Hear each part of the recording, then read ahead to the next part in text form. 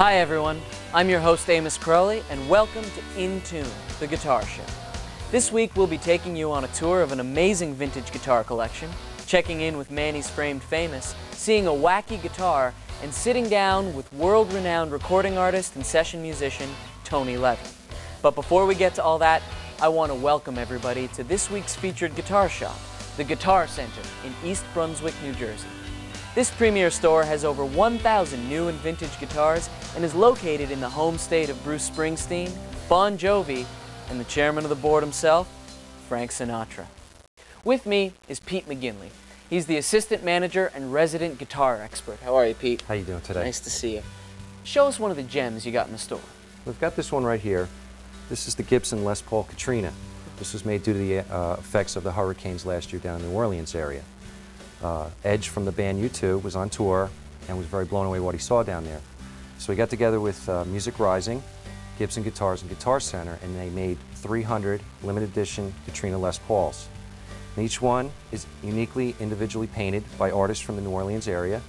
They used wood from the aftermath of it. The real cool part about it is proceeds are going to charity to help the musicians get their lives back together. See, that's a great example of the guitar community coming together to support a really great cause. It's just one of the many amazing pieces that we'll find here at the Guitar Center. We're going to be back with Pete a little bit later to talk about what's hot in guitar gear. But speaking of amazing Les Pauls, let's check in with our Alex Emanuel at New York's world-famous Manny's Guitar Shop. Let's see what he's got for us.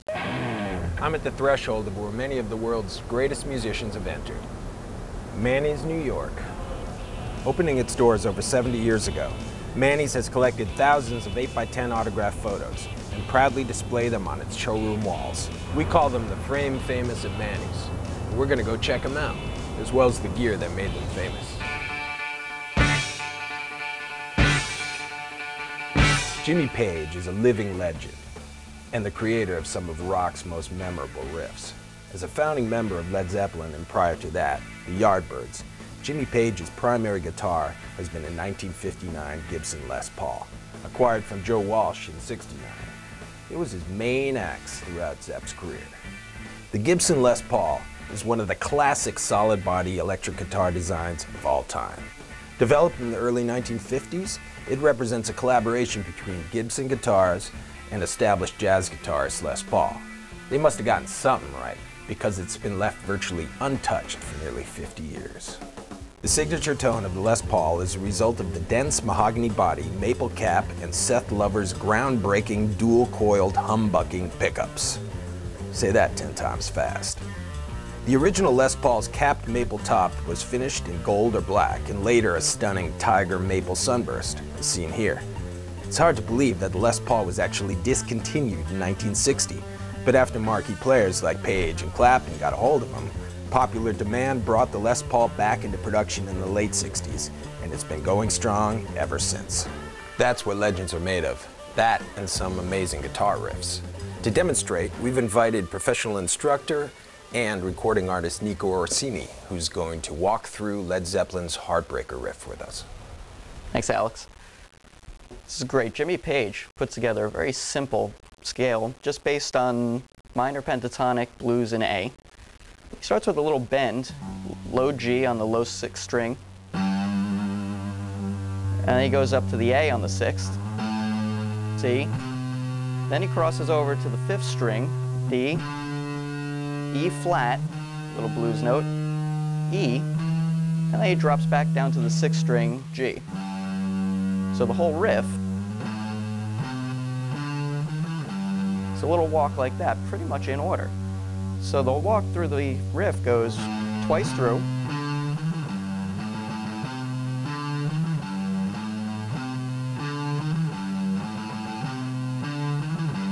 then he keeps it the same but just modulates up to B.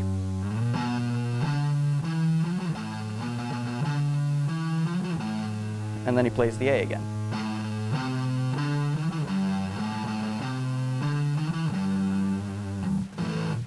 And there you have a very simple but effective and great guitar riff. That's it for me from the Frame Famous headquarters at Manny's.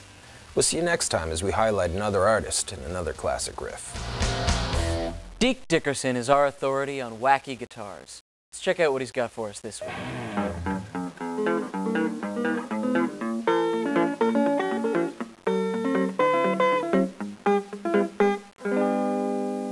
Hi friends, I'm Deke Dickerson and I'm the In-Tune resident guitarologist, here to celebrate wild and wacky guitars from all over the globe.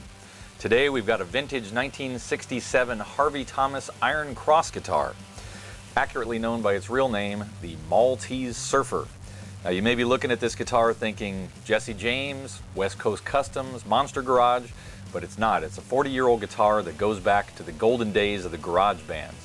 Bands like the Kingsmen, the original Wailers, the Sonics all played Harvey Thomas guitars because they were all from the same general area, which was the Seattle area. Harvey Thomas was a real character, a real eccentric. He had a one-man band with a three-neck guitar and a drum machine that he called Harvey Thomas and the Infernal Music Machine. And my favorite detail ever, he posed in his own guitar catalog wearing a gorilla suit. The man was a certified genius. Knowing these sort of stories only makes me love this wacky guitar that much more. Now, as you can see, it's just wacky from head to toe. You've got your surfer's cross-shaped body.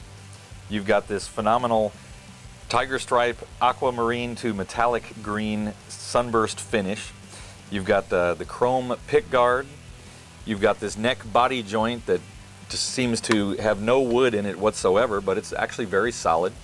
A very thin Mosrite style neck with low frets and a 0 fret, diamond shaped inlays, these crown shaped tuners. The guitar is just one of the wackiest guitars ever produced and a real relic of time. Well, that's all the time that we have for now. Look for my band, the Echophonics, and myself on the road in a town near you soon, where I'll be getting all the pawn shops and the garage sales looking for the next guitar to feature on In Tune.